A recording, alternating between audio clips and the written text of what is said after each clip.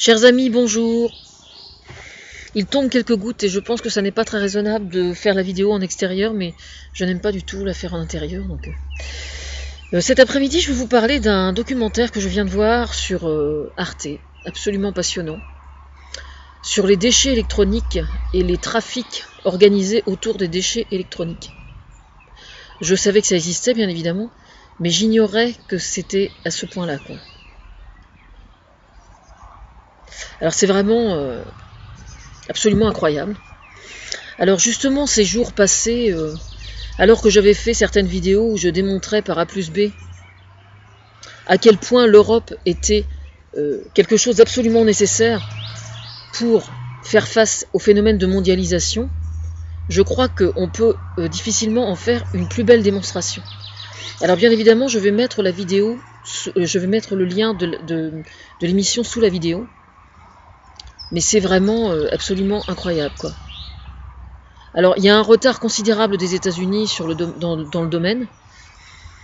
Pour la France, je ne sais pas du tout où on en est, parce que là, ça parlait de la situation sur le plan mondial et de l'Espagne sur le plan européen, mais pas de la France, donc je ne sais pas où est-ce qu'on en est.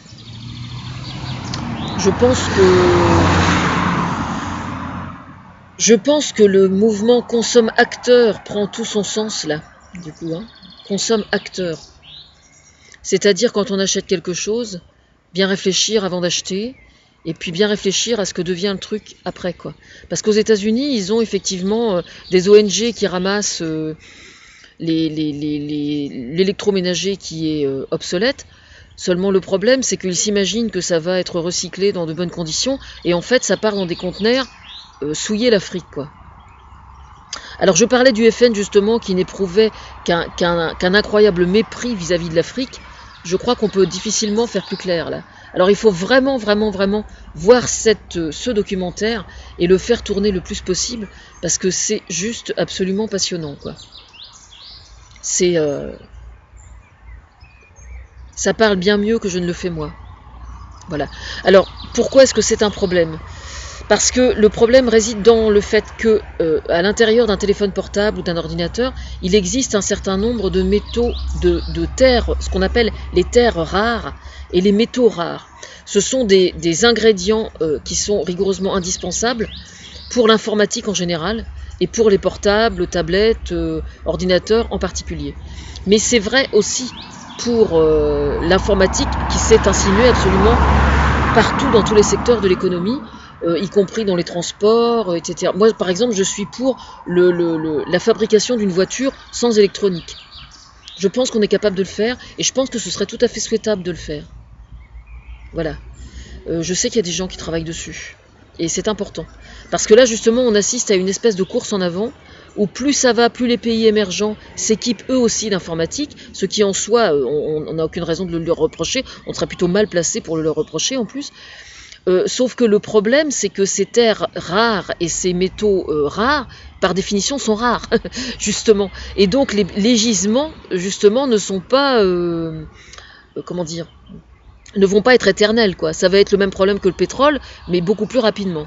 Ça, c'est la première chose. Et deuxièmement, donc, ce qui se passe, c'est que tous ces appareils électroménagers devraient être recyclés dans des filières officielles. Or, ce qui se passe en fait, c'est que ça transite par certains pays qui sont en voie de développement où l'écologie n'existe quasiment pas. Et voilà, et donc du coup, les pays qui fabriquent, comme la Chine par exemple, les pays qui fabriquent rachètent à la mafia, en fait, parce que c'est ça, rachètent à la mafia les matières premières dont ils ont besoin pour refabriquer des trucs neufs. Et on se retrouve avec des appareils électroménagers ou des appareils électroniques neufs dont certains composants sont d'occasion et complètement bousillés. Regardez bien l'extrait par rapport aux puces électroniques, c'est absolument édifiant. C'est juste absolument passionnant, quoi. Voilà. Alors, il y a à la fin, évidemment, quand même un message d'espoir, faut pas se plaindre. Il y a bien évidemment des gens quand même, moi la première, je pense que je suis pas une conne. Et je pense que j'utilise un ordinateur ou un téléphone, etc., je suis la première à faire attention à ce qu'il devient après. Sauf que le problème, c'est que si on nous dit que si vous le mettez là, il est recyclé en bonne et due forme, et qu'en fait ça n'est pas vrai, c'est un réel problème, quoi. Effectivement. Mais bon, je vais me renseigner auprès de Darty, Boulanger, etc., pour voir ce qu'ils me disent en fait, quoi, par curiosité. Et puis je vais prendre contact avec Greenpeace pour qu'ils me donnent un lien sûr, c'est-à-dire un lien où on ait vraiment la certitude que ce qu'on jette en électronique va être recyclé, et recyclé autrement que les circuits mafieux qui circulent partout dans le monde. Alors, pour ceux qui nient le phénomène de mondialisation, j'aimerais bien avoir leur point de vue là, parce que franchement, c'est plus qu'édifiant. Hein. Nier la mondialisation, c'est le meilleur cadeau qu'on puisse faire aux mafias en général. Vraiment, hein. Eux, ils rigolent, hein, je peux vous le dire. Hein. Bon, ceci dit, une fois que je vais avoir le lien pour Greenpeace, pour savoir où est-ce qu'on peut vraiment s'adresser de façon sûre, parce que j'ai confiance en eux, je vais poser ça sous la vidéo. Quant aux moyens juridiques, j'ai certaines pistes dont je me garderai bien de parler dans la vidéo. Bien évidemment, ça sera en privé par le biais de l'Élysée ou de Thomas Fersen. Voilà.